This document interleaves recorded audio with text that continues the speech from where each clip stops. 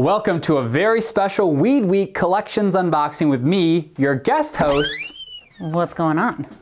Oh, I'm just doing an episode. Of my show? Well, it's a Whig Party artifact, a political cartoon. And? Remember what you told me about guest hosting? Remember? Can I guest host, please, please, please?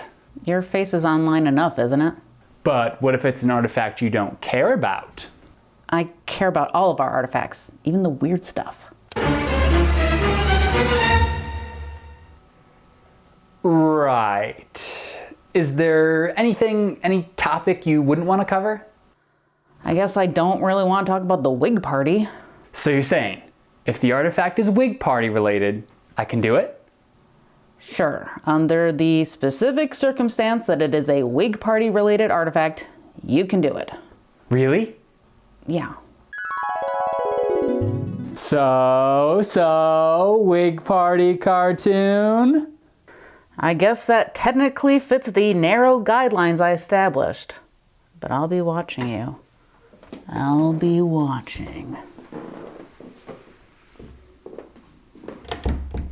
Well, with that squared away, welcome back to this special Weed Week Collections unboxing. Today, Emma has pulled for us an anti-William Seward political cartoon from 1839 by an artist named Freeman, depicting Seward as a stooge being controlled by Thurlow Weed. There's Weed, cigar in mouth, leading a parade toward the governor's mansion, and behind him, mimicking his pose and of course the cigar, is a very short William Seward. These 19th century cartoons can be pretty obscure and a lot more wordy than political cartoons of today, so let's go over a little bit of context. This was drawn after William Seward won the 1838 election for New York State governor. This victory was a massive upset. Seward, at 37, was very young, and he was also the first Whig governor of New York State, breaking 10 years of Democratic control over the state. The establishment was horrified. Not just because Seward's plan for a more active government sounded dreadful to them, but also because they were all about to lose their jobs. This was the time where state and federal jobs were given out via the spoils system, where the party that took power would award jobs based on political loyalty rather than competency. So this new Whig Party in power meant clean house and a new set of Whig rather than Democrat state employees. Thurlow Weed and his puppet Seward are leading a parade of those new state officials who were all shown to be foolish and incompetent. Behind Seward is the Adjutant General of the New York State Militia in an outrageous costume. Under a tree, we see the Attorney General of the state reading Blackstone's Commentaries, the 19th century equivalent of a Law 101 textbook. All in all, the cartoon is saying that Thurlow Weed, at the head of this parade, is the real power behind the new administration, and that he's controlling the small and childish Seward to bring in a host of corrupt and stupid new state employees. All that begs the question, how did this anti-Seward political cartoon end up in our collection? Well, it was a gift from Thurlow Weed, who thought it was hilarious. Weed found it in a shop in Albany, which he said was a scene of capital fun.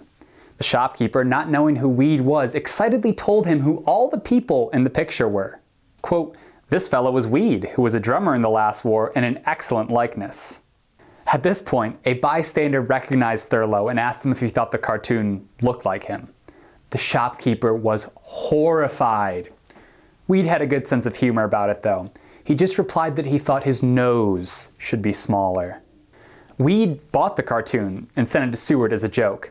A really fun detail we get from Weed's letter to Seward is that the cartoonist was satirizing an actual coat that Seward would wear. Weed wrote that, quote, "The rascals have got that jockey greatcoat Tommy Lee made you."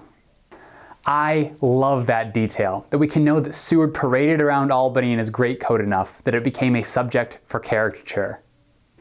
This cartoon is just a great way to end Weed Week. It shows off not only Thurlow Weed's political reputation, but also his friendship with William Seward. I have had a blast making these Weed Week videos, and I can't wait to do it again next year. After your performance this week, what makes you think you'll be here next year, Walker? Cue the explosion!